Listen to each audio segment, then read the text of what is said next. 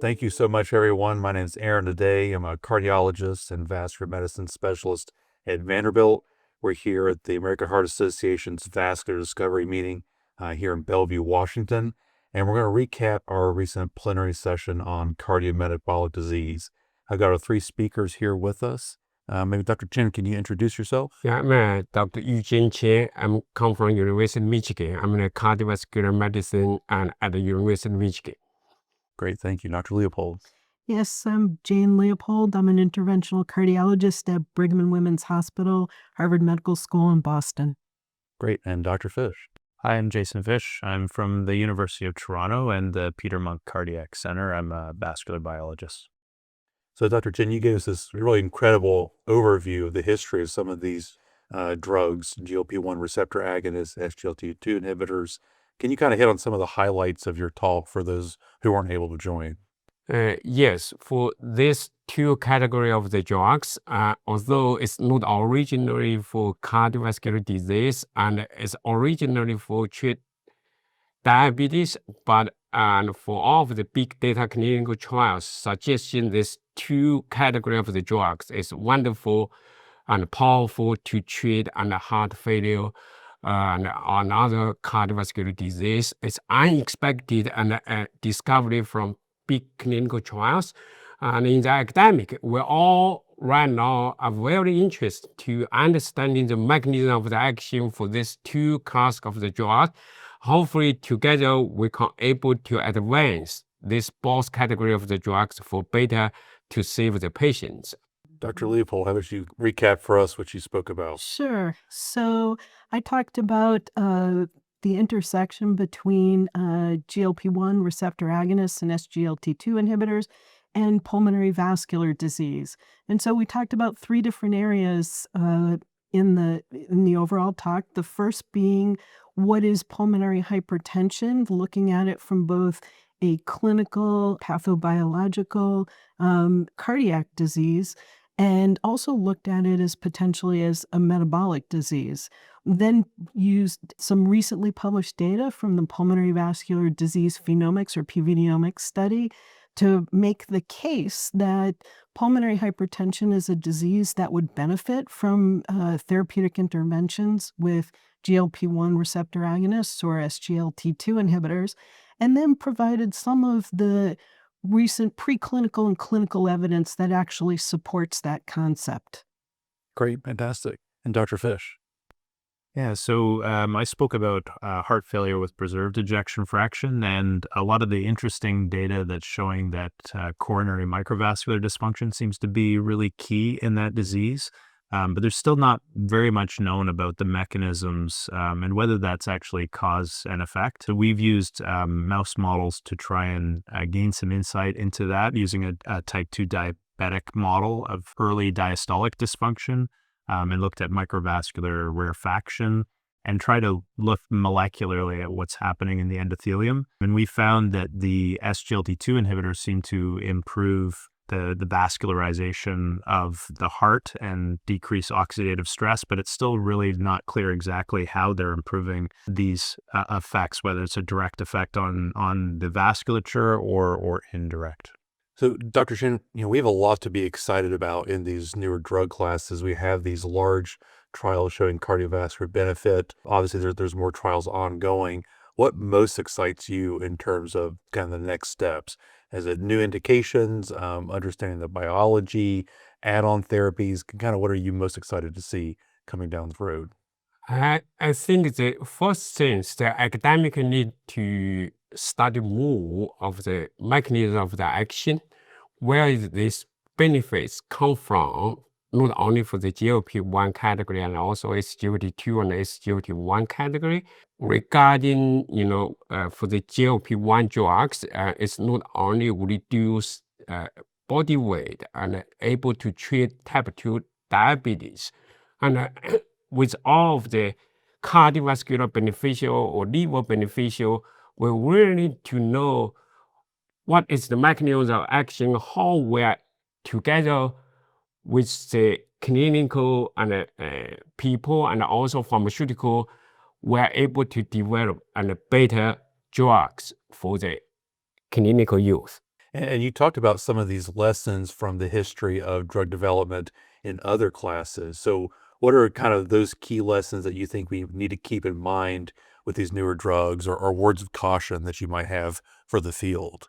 So in my talk, I also mentioned two of the most powerful drugs in the cardiovascular and metabolism and clinical use come from last century. It's number one is statin, number one is metformin. For both of them, in the very beginning, it's very challenging to moving forward. Some of the reason is people, for example, as a statin in the very beginning, people didn't believe low and cholesterol will be beneficial and enough, which possibly might be harmful for the lifelong treatment. It's the hypothesis in the beginning. It's not believe and this is going to work. Second sense, in the very beginning, the animal model of the to testing in the ApoE knockout mice for the statin is ineffective. With all of this background in the 1960s, 70s, people pretty much stopped and looking for the statin development in the academic and also in pharmaceutical.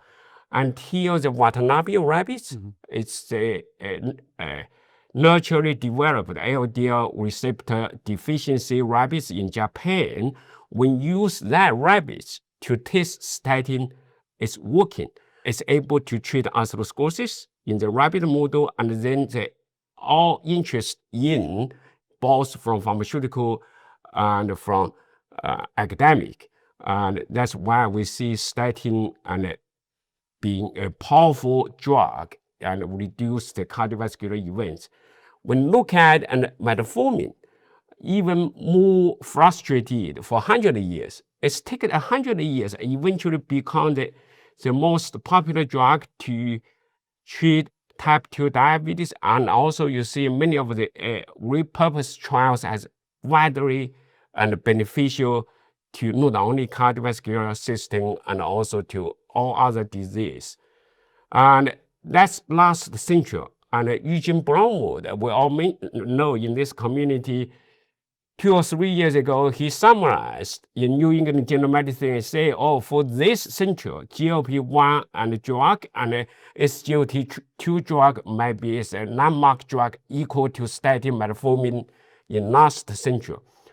But for all of us, and sitting here, I want to emphasize again, we need to know more why these two class of drug is so effective. It's not only for diabetes, obesity, but it's working for cardiovascular beneficial or beyond to other disease.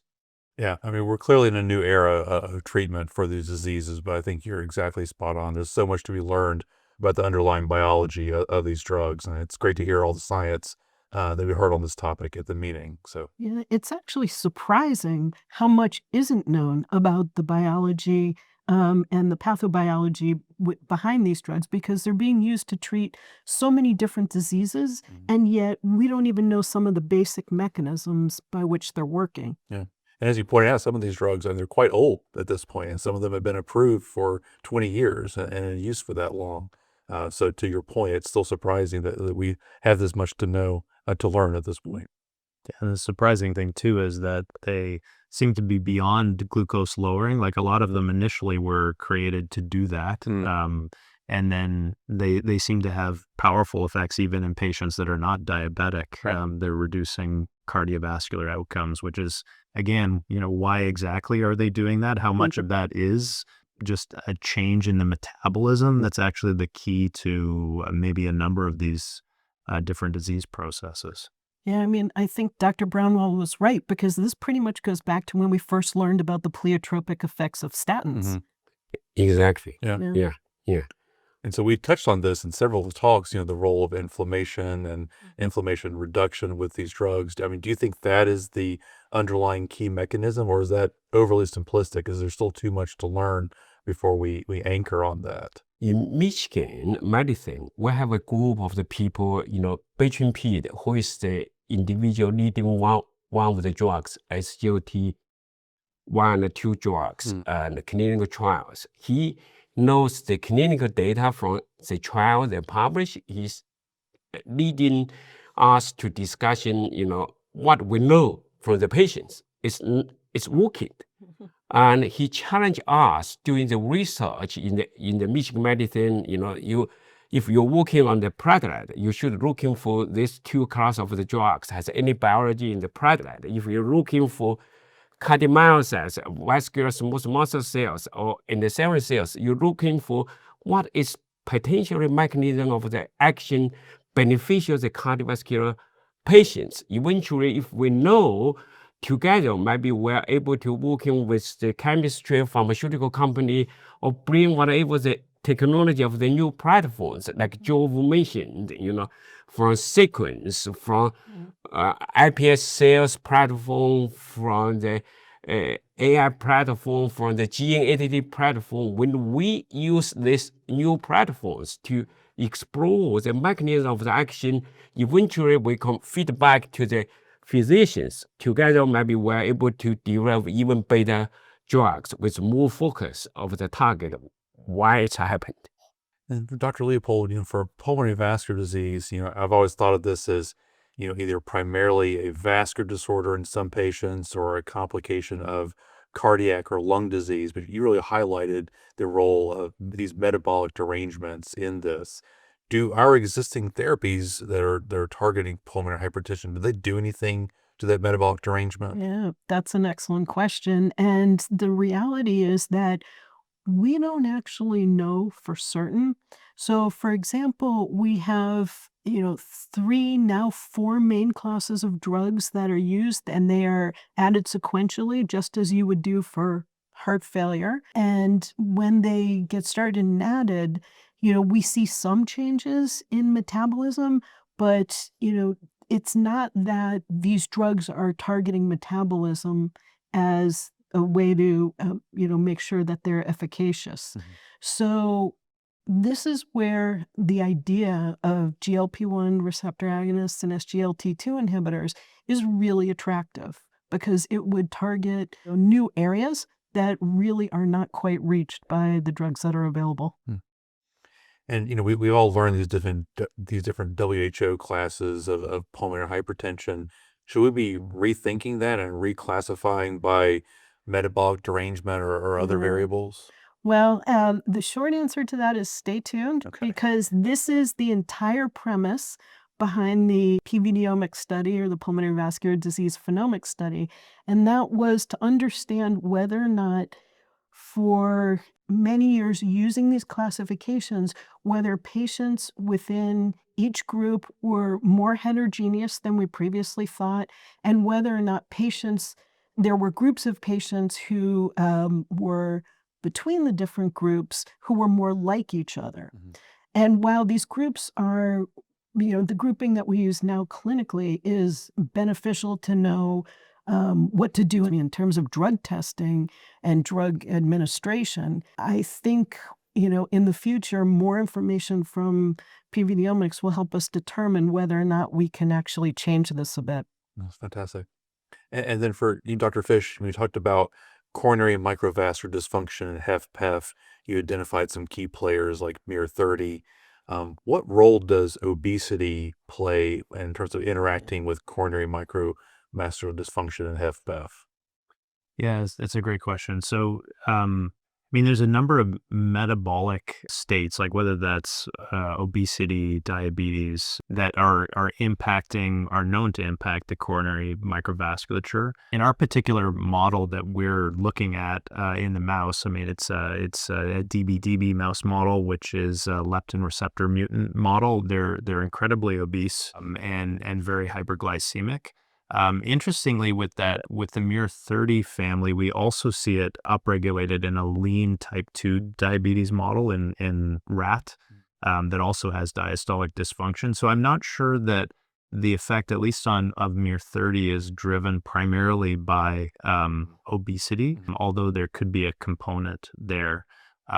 What we don't yet know is how universal the miR30 family is to HFpEF biology, or whether that's specifically for a type 2 diabetes-driven diastolic dysfunction that we see in the mouse. But I think there's still lots to do in that area. Great.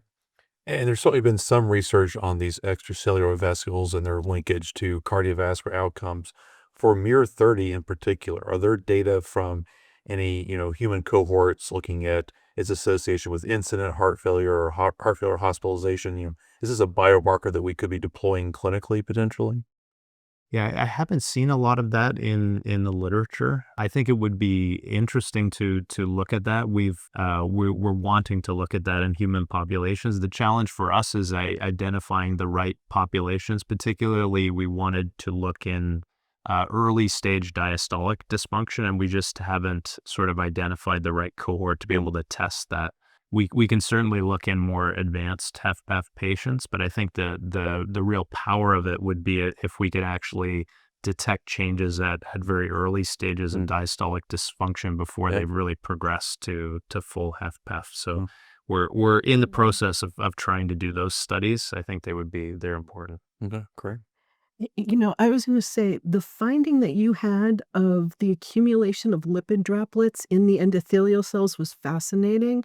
And I wanted to ask, have you looked at that in other states, such as, LDL receptor knockouts or consistent with familial hypercholesterolemia, where you would see endothelial dysfunction?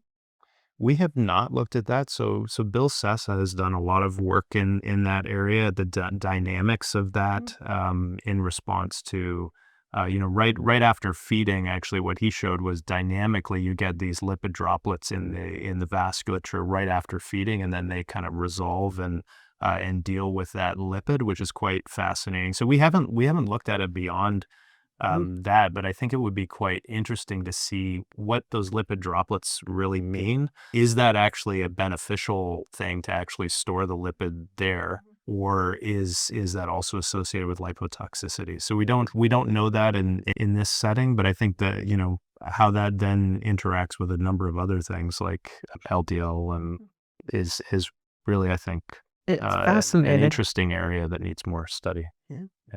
And you talked about modulating miR30, signaling in mouse models. Are there any drugs that you know of, or even if it's off-target effect, they impact miR30 expression? I haven't seen anything. I'm not sure Yeah. that's been looked at directly.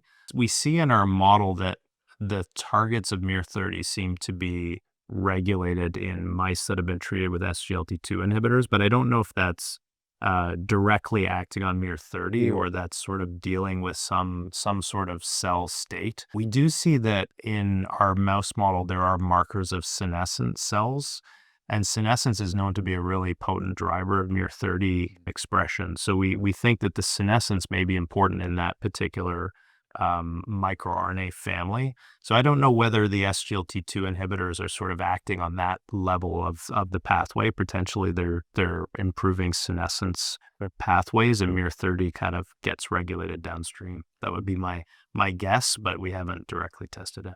Perfect. Great. So I want to make a comment, and for all of us, if you're doing cardiovascular research and with a focus on translational medicine to move into future clinical trials, and please pay attention to rapid model, because I mentioned in the very beginning, and the statins all failed and in the ApoE mice, but it's successful for Watanabe rabbits. And take us 20 years, and we united and the rapid and scientific community around the world. And make a long story short, right now we do have an ANIH funded rapid center at Michigan Medicine to help people doing translational and research, especially for cardiovascular drug development. You're all welcome to contact me or anyone in the center. Thank you. Yeah, I think it's a great reminder. I mean, we've had other animal models that have really changed our fundamental understanding of different cardiovascular diseases. And so that was a great reminder, I think, for all of us. It was nice to see that more recent investment from the NIH as well in that field. So any other parting comments from other speakers on this topic or anything from the session? Good. Go ahead. I do. I think, and for GLP-1 drug, SGLT2 drug, it looks like we already got enough on the market. And sometimes people say it's the end of the competition for these two classical drugs. But I feel that's just the beginning for us to looking for mechanism develop better drugs for patients. Yeah, we have so many patients on these medications. This is a fantastic opportunity for translational science to understand the biology, underlying their benefit. And I agree, this is just the tip of the iceberg, I think, in this field. So. Right. We are so far behind in our mechanistic understanding of how these drugs work that now is the time to actually start working on it. Yeah, and it's also interesting to think about when we should actually start these drugs. Like with the HFpEF trials where they showed great benefit. I mean, those were patients that already had a detectable HFpEF. It will be interesting in these sort of longitudinal studies to see if early intervention actually prevents some of those things from happening. It's always the question. It was the question with statins, like, should we all be on statins? For some of these drugs, should we all be on these drugs? Or is there like a certain population that's obviously going to derive more benefit than treating everybody? I don't think it should quite be in the drinking water quite yet. Yeah, you mentioned the messages from Dr. Braunwald, and then that's been a message from him for years, moving from secondary prevention to primary prevention to primordial prevention. Yes. And if we understand these underlying biological pathways that play a role in this, I think that's where we're heading, hopefully, to prevent disease in humans. So, well, again, I'd like to thank all of you for these fantastic talks today. We had an amazing audience for that plenary session. And thank you to all of you for joining us and hearing some of this recap and this discussion. So thanks again.